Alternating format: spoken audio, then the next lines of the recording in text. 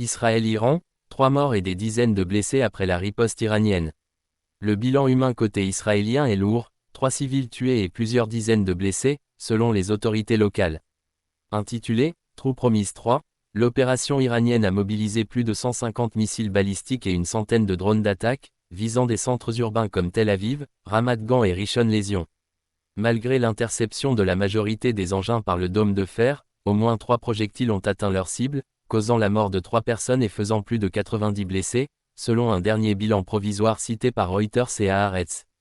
Des images diffusées par les chaînes israéliennes montrent des routes jonchées de débris, des voitures en feu, et des habitants évacuant en urgence leur domicile dans un climat d'effroi.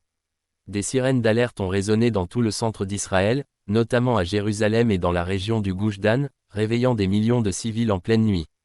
L'armée israélienne affirme que la défense antimissile a intercepté la majorité des menaces, tout en admettant que plusieurs frappes ont franchi les lignes de défense, causant des dégâts matériels importants et des pertes humaines.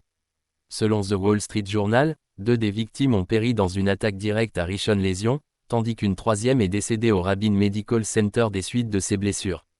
Cette attaque intervient en représailles aux frappes israéliennes du 12 juin qui ont visé des infrastructures nucléaires en Iran, notamment à Natanz, Ispahan et Téhéran, faisant plusieurs morts parmi les responsables scientifiques iraniens.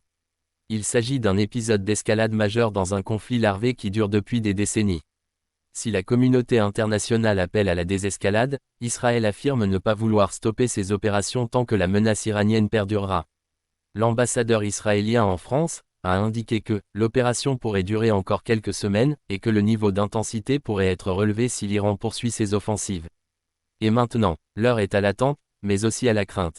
Les grandes puissances, des États-Unis à la Chine, en passant par l'Union européenne, appellent à la retenue. Mais sur le terrain, la logique de représailles semble installée. Avec cette spirale de violence, le risque d'un conflit régional plus large se profile plus que jamais. À suivre, la riposte d'Israël, les débats à l'ONU, les implications sur l'accord nucléaire, et la situation humanitaire des civils pris entre deux feux.